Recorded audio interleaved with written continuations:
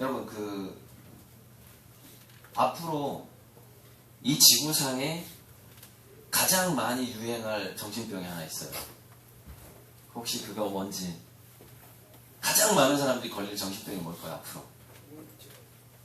자, 우울증 나왔어요, 우울증보다 더 많은. 이게 뭘까요? 잠시만요. 가장 많이 걸릴 정신병으로 주목받고 있는 게 바로 치매입니다, 치매. 사람들이 오래 사니까, 오래 살고, 한 50세, 60세 경부터 치매에 걸리기 시작하는 사람도 있고. 근데 오늘 아침에 굉장히 이제 좋은 희소식이 나왔는데, 피 한 방울에서 치매가 걸릴 위험성을 약 15년 전에 예측할 수 있다라는 그런 연구가 오늘 아침 뉴스에 나오던데요.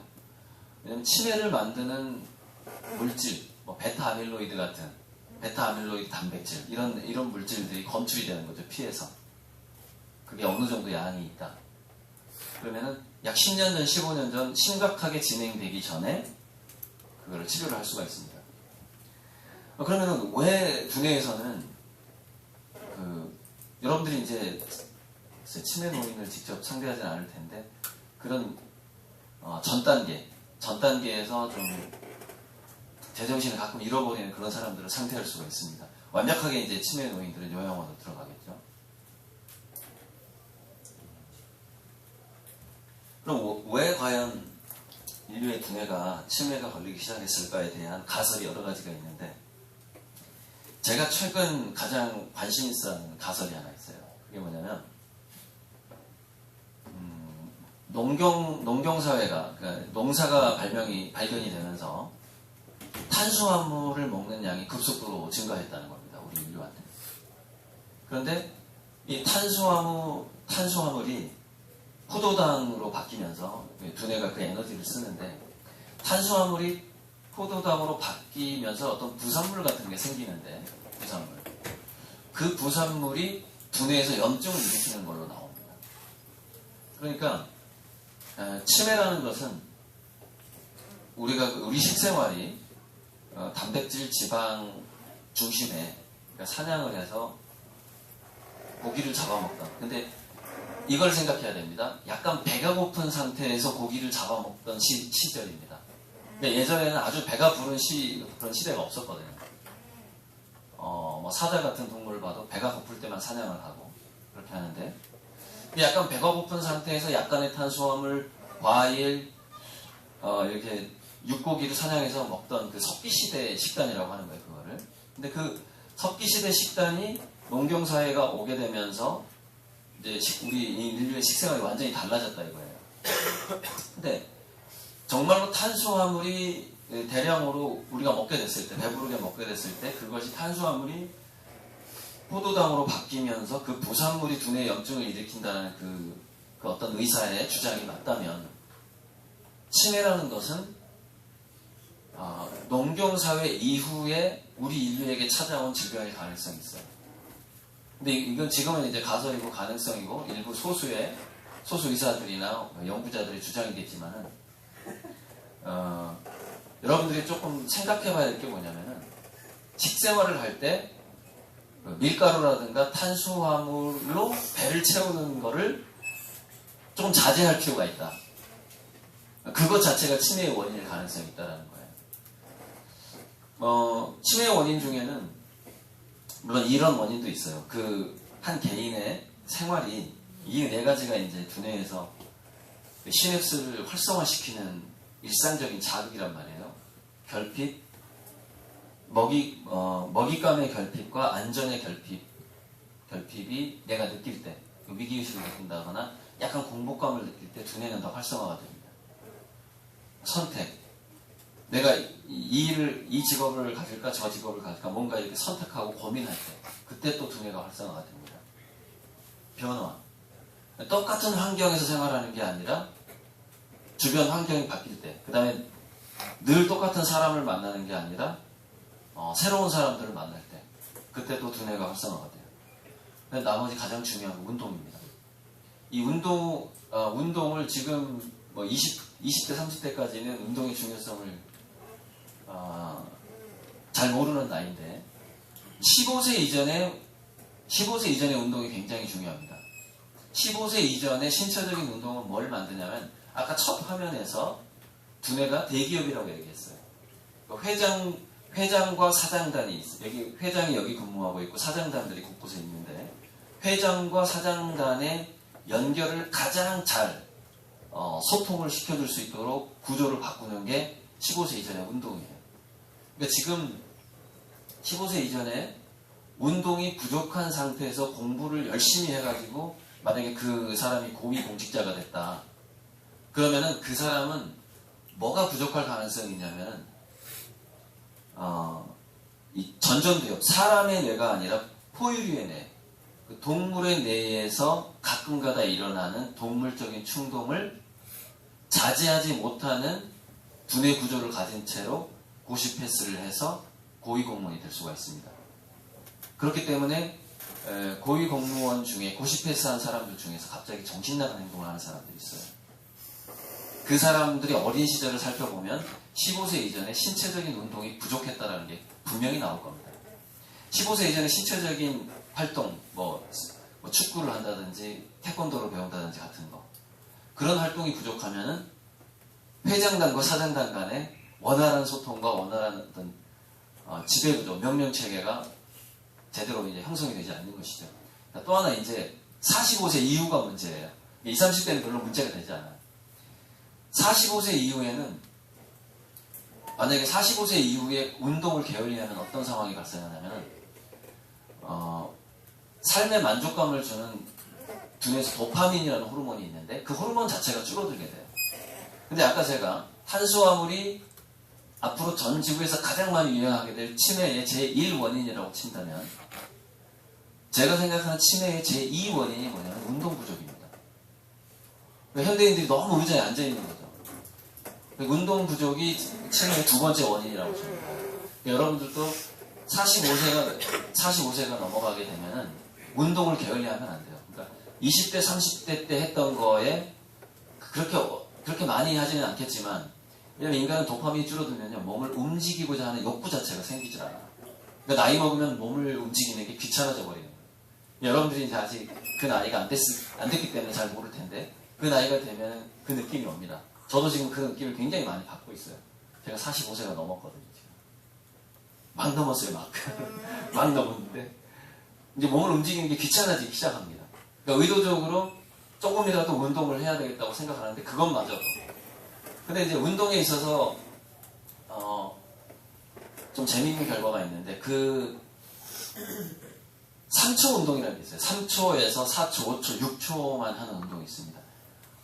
이렇게 뭔가 한 손으로 매달린다든지, 굉장히 무거운 걸 든다든지, 그런 아주 짧은 시간에 그 근육의 힘을 강하게 쓰는 운동들이 있거든요. 그런데 하루에 그 5초 미만의 운동을 하는 사람과 안 하는 사람을 비교해 봤더니 나중에 그게 쌓이게 되면 굉장한 건강에 차이가 있는 거예요. 그러니까 시간이 없다면은요, 10초 미만의 운동을 습관화할 필요가 있어요. 10초 미만의 운동. 10초 미만의 강력한 운동. 근데 10초 미만의 강력한 운동을 운동기구 없이 한다는 게 되게 힘들거든요. 그러니까 이런 담벼락이나 벽 같은 데 있으면 잠시 거기에 매달려서 10초 동안 버틴다든지, 뭔가 강력한 무게가 필요하니까, 아니면은 전혀 흔들리지 않는 벽을 민다든지, 이건 이제 벽이 전혀 안 흔들리니까 내 몸에 최대한 힘이 들어갈 거 아닙니까? 도저히 들어 올릴 수 없는 그런 건물의 일부분을 이렇게 들어 올린다든지. 근데 이게 5초만 해도 된다는 거예요. 하루에 5초 또는 뭐 일주일에 3번 정도만 그 5초씩만 해도 운동을, 그 운동을 한 사람과 안 한 사람이 엄청난 건강의 차이가 난다는 거예요. 그래서 아주 작은 투자로 굉장히 큰 효과를 누릴 수 있는 5초 운동 또는 3초 운동을 지금부터 좀 습관화를 하시고, 왜 지금부터 여러분들이 습관화를 해야 45세가 넘어서 도파민이 줄어들더라도 그거는 뭐 3초에서 5초밖에 안 걸리는 운동이니까 그 정도 행동을 할 수 있다 이거예요. 직장 생활을 하면서. 그러니까 지금부터 그런 3초, 5초 운동을 습관화하시면 하시기를 부탁을 드리면서, 그래서 치매도 역시 치매에 대해서 좀 정리를 하자면, 아까 두뇌 그림을 처음에 보여줬는데, 치매도 역시 뭐냐면요, 이런 전화선이나 전기선이 끊어지는 거하고 똑같아요, 두뇌에서. 근데 이 치매가 걸리는 게 이제 제가 제1 원인이 탄수화물 과다 섭취인 것 같고, 두 번째 원인이 운동 부족이고, 세 번째 원인이 1번, 2번, 3번의 부족이죠. 결핍 선택 변화. 그러니까 뭔가 늘 역동적으로 머리를 쓰는 환경. 뭐 새로운 책을 본다든지, 새로운 영화를 본다든지, 예술 활동을 한다든지. 그러니까 운동을 제외하고, 운동은 제2 원인이니까. 제3의 원인. 뭔가 머리를 쓰는 활동. 그리고 뭔가 고민을 하는 거. 뭐 사업을 하면서도 이런 고민을 할 수 있죠. 결핍 선택 변화를 할 수 있죠. 그러니까 어떤 돈을 어디다가 왕창 투자를 했다. 그러면 그 상태가 결핍 상태입니다. 왜냐면 그 투자가 잘못되면 난 그 돈을 다 날릴 거니까. 그런 식으로 어떤 리스크를 끌어안고서 모험을 하는 것. 그런 것 자체가 결핍이죠. 그래서 아무리 돈이 많아도 예를 들어서 99조의 재산을 가진 사람이 있다고 칩시다. 그 사람은 자기 재산을 100조로 만들기 위해서 최선을 다합니다. 자, 보세요. 먹고 사는데 아무 지장이 없도록 돈이, 여러분들 지금 이렇게 생각할 거예요. 야, 내가 말이야 99조 있으면 일 안 한다, 일 안 해. 맨날 낚시하러 다닐 거야. 뭐 이런 식으로 생각하시는 분이 있을 텐데, 막상 그렇게 성공을 해서 돈을 벌어보면 그렇지가 않아요. 자기가 해왔던 일에서 더 위대한 일을 하고자 하는 강한 충동이 다가옵니다. 더 발전하고 싶고, 더 명예를 올리고 싶고, 더 많은 부를 얻어서 뭐 기부를 하든지. 심지어 그런 사람도 있어요. 돈을 몇백억 벌면 그 금액을 다 기부하고 처음부터 다시 벌고, 또 어떤 회사를 하나를 성공시켜 놓으면 후계자한테 넘기고 자기는 또 다른 벤처기업을 차리고. 실제 이런 사람이 있습니다. 그 사람이 그렇게 하는 이유는 뭐냐면, 그 본능은 어디서 나오는가? 기본적으로 자기 두뇌에서 도파민을 유지하기 위해서 나오는 거예요. 그렇게 하지 않으면 그 사람은 더 이상 자기 두뇌에서 도파민이 사라지기 때문에 하는 겁니다. 두뇌에서 도파민이 이 세 가지 때문에 나오는 거거든요. 결핍 선택 변화를 할 때 나오는 게 아니라, 결핍 선택 변화의 결과가 한 단계 더 나아질 때 나오는 거예요, 도파민이. 그러니까 계속해서 한 단계 더 나아지려고 99억이 있어도 100억을 만들려고 노력을 하는 거예요. 그게 인간이에요. 여러분들이 아무리 큰 부자가 되더라도 그걸 느끼게 될 겁니다. 그게 우리 두뇌의 본능이기 때문에. 그래서 여기서 이제 하나의 또 주의점을 말씀드리자면, 지금 세상은 70년대, 80년대 세계 경제가 성장하던 때랑 틀려요. 경제가 축소가 되고 있기 때문에 어떤 아이템을 내가 선정을 했을 때 실패 확률이 굉장히 높습니다. 그러니까 한 20년 전에는 내가 괜찮은 사업 아이템이라고 생각을 했을 때 실패 확률이 50%에서 80% 정도, 성공 확률이 상당히 있었다는 얘기죠. 자, 그럼 지금은 실패율과 성공률이 몇 프로 정도 비율로 지금 나오고 있어요? 성공률이 1%에서 3%밖에 안 됩니다. 굉장히 실패율이 높다는 거죠. 실패율이 높아진 이유는 뭐냐면은, 바로 세계 1등이 전 지구를 상대할 수 있게 되었다라는 거예요. 세계 1등이 전 지구를 상대하게 된 이유가 뭐죠? 인터넷 때문인데. 지금 여러분들이 쓸지 모르겠는데, 그 배달 앱이라든가 직방이라든가 이런 거 있죠. 그게 뭐냐면 1등이 우리나라 전체를 지금 먹어 들어가고 있는 거 아닙니까? 근데 그게 우리나라에만 있는 현상이 아니죠. 전 세계적으로 있어요. 그래서 여러분들이 이제 어떤 사업에 성공을 하고 싶고 또 생존을 하고 싶다면은 애초에 스타트할 때 세계 1등을 목표로 삼아야 됩니다. 그 사업을 추진을 할 때. 그러니까 세계 1등을 목표로 삼아야지, 예를 들어서 경남권에서 뭔가 겨우 살아남을 수 있어요. 그러니까 이렇게 생각하면 안 됩니다. 우리나라에서 여기서만 뭐 1등 하면 되지, 이런 생각을 집어치워야 돼요. 어떤 특히 IT 관련된 인터넷을 활용하는 사업일 경우에를 말하는 겁니다. 그런데 물질을 다루는 경우에, 물건이라든가 자원, 음식 이런 걸 다루는 경우에는 지역 내에서 성공이 가능합니다. 그러니까 자기가 인터넷이나 IT에 대한 강점이 아주 많지 않다면 어설픈 사업 영역을 선택하면 안 돼요. 확실하게 그 지역 내에서 그 지역의 사람들을 상대해서 자기가 그 사람들의 마음을 얻을 수 있는 그런 아이템을 선택을 해야 됩니다. 둘 중에 하나로. 전 세계 1등이 될 것이냐, 이 지역 내에서 1등이 될 것이냐를 선택해야 되죠. 그거를 이제 전문용어로 글로컬라이제이션이라고 그래요. 글로벌과 로컬이 동시에 진행된다.